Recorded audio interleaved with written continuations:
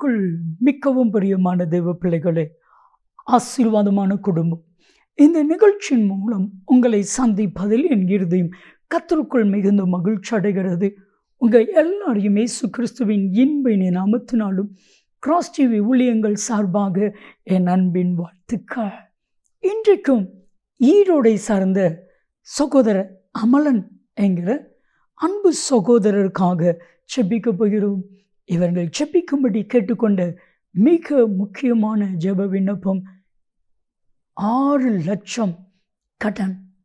இந்த பணம் அடைக்கப்படணும், கடன் மாறணும்.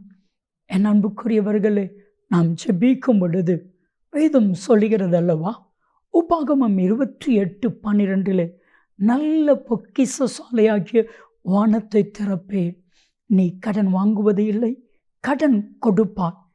இந்த வார்த்தையின்படியே கர்த்தர் அன்பு சகோதரர் அமலன் அவர்கள் கற்பத்தை செய்வார். என் கூட இணைந்து ஜெபிப்பீர்களா? அன்பின் பரலோக பிதாவே, ஈரோடில் இருக்கிற எங்கள் அன்பு சகோதரர் அமலன் சகோதரருக்காக, அவருடைய குடும்பத்திற்காக மிகுந்த கரிசனையோடு ஆத்தும பாரத்தோடு கூட ஜெபிக்கிறோம். ஏறத்தாழ 6 லட்சம் கடன். இந்த கடன் சுமை மாறட்டும்.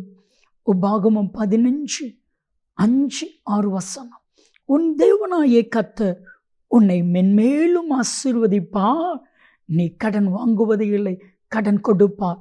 இந்த வார்த்தையின்படியே அமலன் சகோதரரை ஆசீர்வதித்தார்.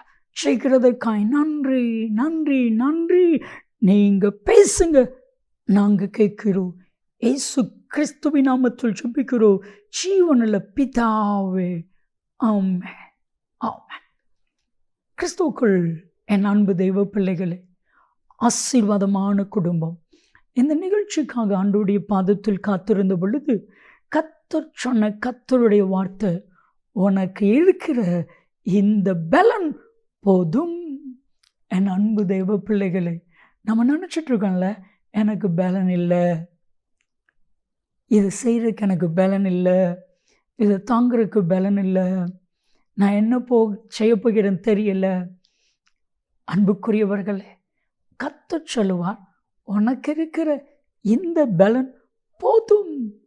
ஒருவேளை அப்படி நீங்கள் சோர்ந்து போயிருப்பீர்களானால் இன்றைக்கு ஒரு புது பலனை கர்த்தர் கொடுக்க போகிறார். 1 ராஜாக்கள் 19:1-5 வரைக்கும் நீங்கள் வாசித்து பார்த்தால் புரியும்.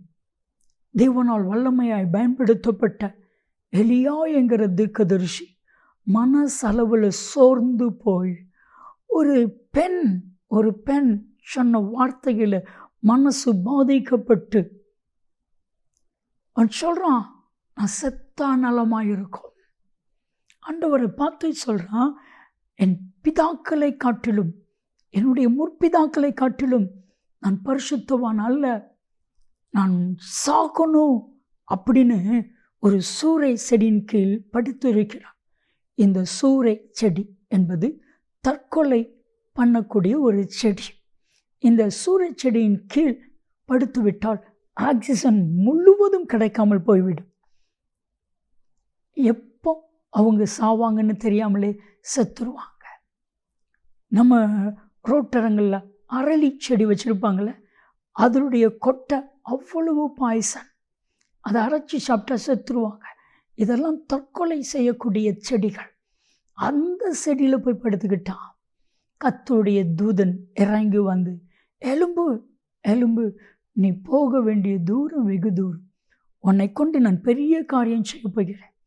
அந்த வெள்ளத்தில் எலும்பி 40 நாள் ஓரே பர்வதத்தில் புசியாமலும் குடியாமலும் 40 நாள் நடந்து போகிறதுக்கு பலன் எங்கேருந்து வந்தது?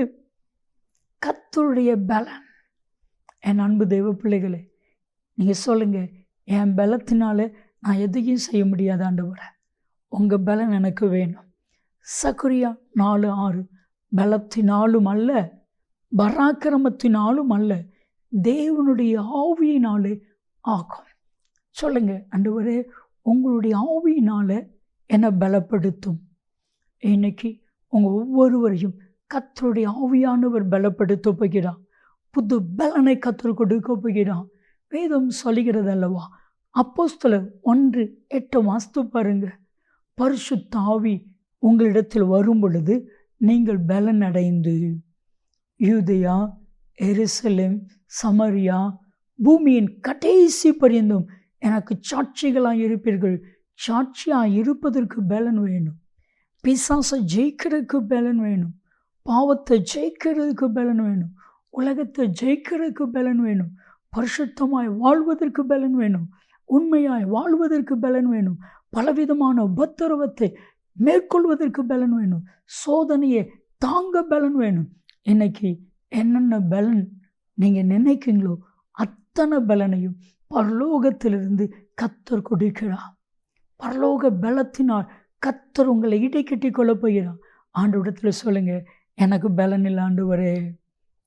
கர்த்தருடைய வார்த்தை கடந்து வரும். உனக்கு இருக்கிற இந்த பலன் போதும்.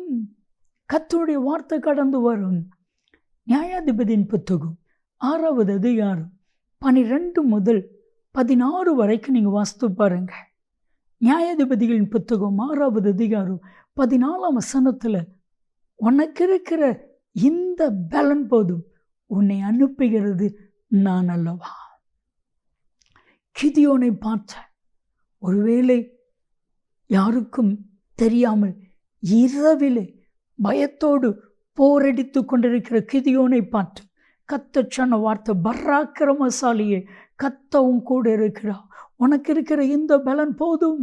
என் அன்பு தேவ பிள்ளைகளே, ஒருவேளை சூழ்நிலை நிமித்தமாய் பலனற்று போய் மனசு சோர்ந்து போய் இருப்பீர்கள். ஆனால் உங்களை பார்த்து கர்த்தர் சொல்லுகிற கர்த்தருடைய வார்த்தை, பராக்கிரமசாலியே, கர்த்தரும் கூட இருக்கிறான், உனக்கு இருக்கிற இந்த பலன் போதும் என்று கர்த்தர் சொல்லுகிறான். உங்களை பார்த்து கர்த்தர் சொல்லுகிறான், நீ போக வேண்டிய தூரம் வெகு தூரம். உன்னை கொண்டு பெரிய காரியத்தை செய்ய போகிறேன். நான் உன்னை பலப்படுத்துவேன். நான் உனக்கு சகாயம் பண்ணுவேன். என் நீதின் கரத்தினால் உன்னை தாங்குவேன். ஏசாயா 40:29, ஏசாயா 40:31, சோர்ந்து போனவனுக்கு அவர் பலன் கொடுக்கிறான். கர்த்தருக்கு காத்திருக்கிறவர்கள் புது பலன் அடைந்து கழுகுகளைப் போல சட்டைகளை அடித்து உயர எழும்புவார்கள். கழுகு ஒரு ஏஜ் வந்த உடனே அதனுடைய சட்டைகள் எல்லாம் உதிர ஆரம்பிக்கும். அதனுடைய இறக்கைகள் உதிர ஆரம்பிக்கும். அதால் பறக்க முடியாது. நினைக்குமா, முடிந்து போயிட்டது, என் பலனே இல்லாமல் போய்விட்டது, அவ்வளவுதான் என்று சொல்ல, அதற்கு அப்புறவு புதிய இறகுகள் முளைக்கும்.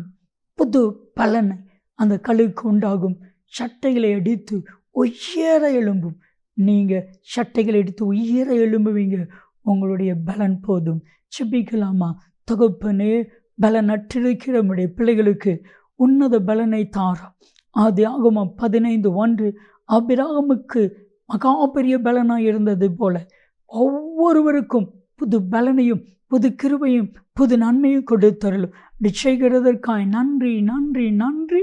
உங்கள் நாமம் மாத்திரம் மகிமைப்படட்டும். இயேசு கிறிஸ்துவின் நாமத்தில் ஜெபிக்கிறோம் ஜீவனுள்ள பிதாவே. ஆமென், ஆமென். நன்மையும் கிருபையும் ஆசீர்வாதங்களும் நிச்சயமாய் உங்களை தொடரும்.